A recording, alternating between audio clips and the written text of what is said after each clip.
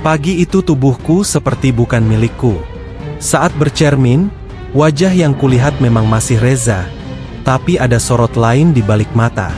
Seolah dua jiwa berebut kendali dalam satu raga. Tanganku bergetar saat menyentuh wajah sendiri. Ada desakan, semacam dorongan lembut namun kuat, yang membisikkan agar aku segera memenuhi permintaannya. Rofi yang menginap di rumahku pun mulai waspada.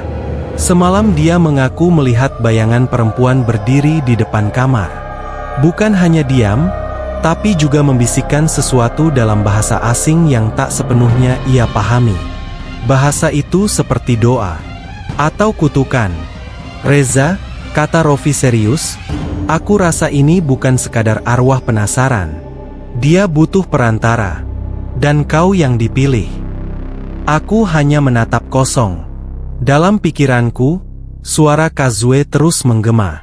"Rangkul aku, atau aku akan tinggal selamanya."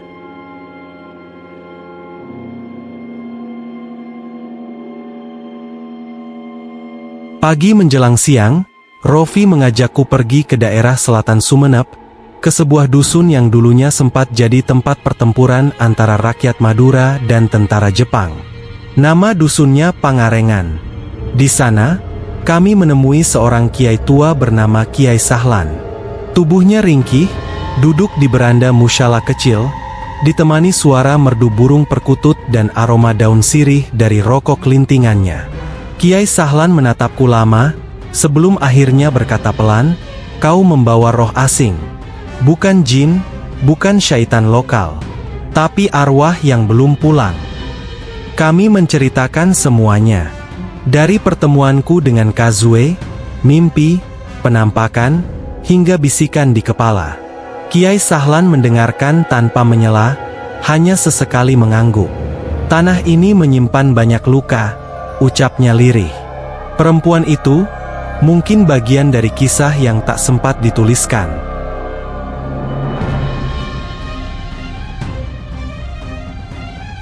Malam itu, atas permintaan Kiai Sahlan, kami melakukan sebuah ritual sederhana di halaman belakang musyala.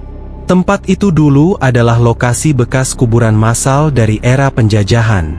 Kata Kiai, ada kemungkinan roh Kazue tertambat pada salah satu jiwa yang terkubur di situ. 3 batang dupa dinyalakan. Rofi memegang sebuah lentera dari bambu, sementara aku duduk bersila menghadap ke arah utara. Di hadapanku, Kiai Sahlan membaca ayat-ayat dengan nada mendalam. Angin berhembus pelan, membawa serta aroma laut yang anehnya bercampur dengan bau bunga sakura. Tiba-tiba, asap dupa membentuk siluet. Wajah Kazue muncul perlahan, kali ini lebih utuh. Wajahnya tak rusak, tapi juga tak bahagia. Ia menangis. "Aku tidak dibunuh karena mengkhianati. Aku jatuh cinta pada lelaki lokal. Tentara sekutu tak terima. Mereka gantung aku di bambu belakang rumah sakit lapangan." Suara itu terdengar jelas, tapi hanya aku yang mendengarnya. Saat kusampaikan pada Kiai, beliau terdiam, lalu mengangguk. "Ini bukan sekadar roh. Ini dendam cinta yang dilukai sejarah."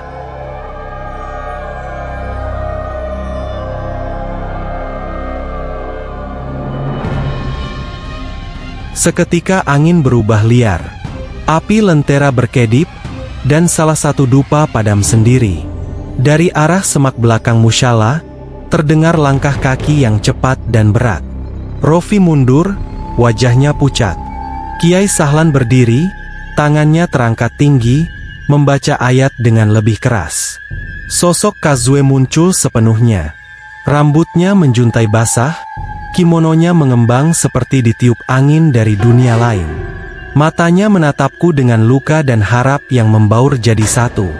Aku hanya ingin dikenang. Namun saat Kiai Sahlan menyebut, "Bismillahirrahmanirrahim," suaranya seperti menggema ke langit. Tubuh Kazue menggigil, sebagian wajahnya mulai memudar seperti diserap oleh udara. "Jangan usir dia," teriakku. "Dia tak jahat." Kiai Sahlan menghentikan bacaannya, memandangku dalam diam. Lalu ia berkata, Kalau dia tak ingin tenang, dan kau tak ingin dia pergi, maka harus ada satu hal lagi yang harus dilakukan. Aku menatap Kiai dengan rasa bingung dan takut bercampur. Temukan tempat ia dibunuh. Bawalah dia ke sana.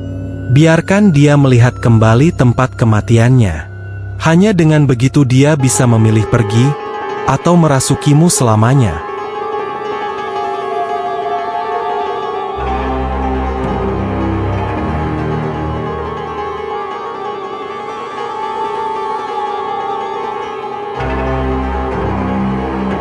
Dari petunjuk yang diberikan Kazue dalam mimpiku, tempat itu ada di daerah hutan bambu kecil di selatan pelabuhan Kalianget. Lokasi itu kini sebagian besar menjadi lahan kosong, tak jauh dari reruntuhan bekas pabrik garam tua. Kami bertiga berangkat pagi-pagi, naik motor menyusuri jalanan berlubang dan penuh kabut. Setibanya di sana, suasana langsung berubah. Pepohonan bambu berdesir pelan, tapi tidak satupun burung terdengar berkicau. Rofi mengeluarkan kamera analog tuanya, mencoba memotret suasana. Tapi saat ia melihat hasilnya, semua gambar gelap. Bahkan saat matahari bersinar terang. Aku berdiri di tengah rumpun bambu, menutup mata, dan memanggil namanya dalam hati. Kazue. Dan di situ, angin berhenti.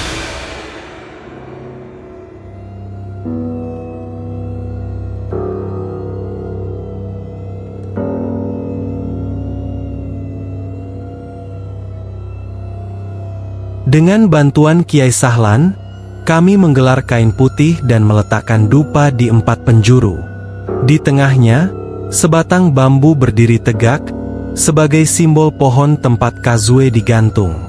Aku diminta berdiri di depan bambu itu, memejamkan mata, dan membaca doa dalam hati. Tapi yang keluar justru bisikan bahasa Jepang yang tak ku mengerti. Kata-kata yang meluncur dari mulutku sendiri, tanpa aku sadari. Tiba-tiba, tubuhku terasa ringan, seperti melayang.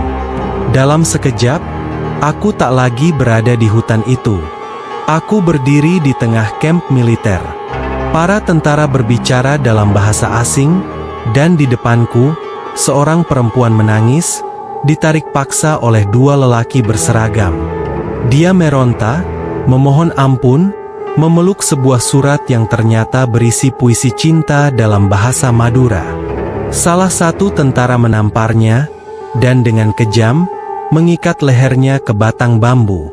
Di saat terakhir, matanya menatapku, tepat ke arahku, seolah tahu aku akan hadir di masa depan.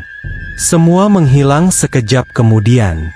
Aku jatuh tersungkur, nafas tersengal, dan dada terasa sesak. Rofi dan Kiai Sahlan segera menghampiri. Dia mengingatmu, kata Rofi. Bukan secara jasmani, tapi rohnya mengenalmu, seolah kau pernah ada dalam hidupnya dulu. Aku hanya bisa terdiam.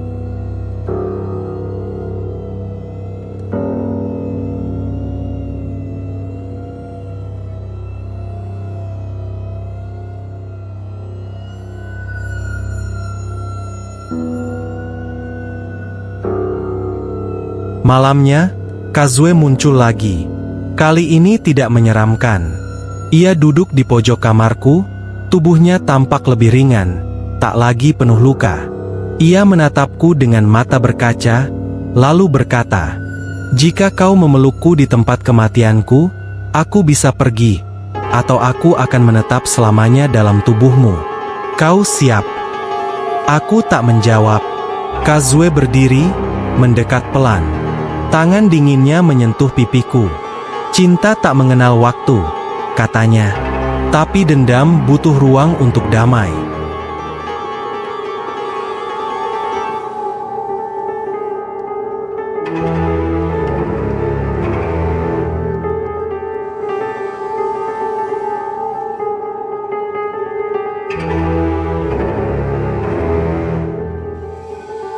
Besoknya, aku dan Rofi kembali ke hutan bambu. Kali ini tanpa Kiai Sahlan. Di sana, aku berdiri di titik yang sama, membentangkan kedua tangan, dan memejamkan mata. Jika memang kau ingin pelukan, datanglah sekarang. Angin bertiup keras, bambu bergesekan, dan dari sela-sela pepohonan, Kazue muncul. Perlahan, seperti kabut. Ia berjalan mendekat, dan tanpa kata, tubuhnya merangkulku. Untuk pertama kalinya, tubuhku tidak dingin, tapi hangat. Ada ketenangan yang menyusup perlahan. Dan kemudian gelap. Aku tak tahu apa yang terjadi selanjutnya. Saat sadar, aku sudah berada di atas kasur rumah. Rofi duduk di sampingku, wajahnya cemas. Kau pingsan 2 hari. Tapi tak ada lagi penampakan. Tak ada suara. Mungkin, dia sudah pergi. Tapi saat aku bercermin malam itu, dari sudut kaca, bayangan Kazue berdiri. Tersenyum. Lalu perlahan menghilang. Aku tak tahu dia sudah pergi tak mengganggu atau sudah menyatu.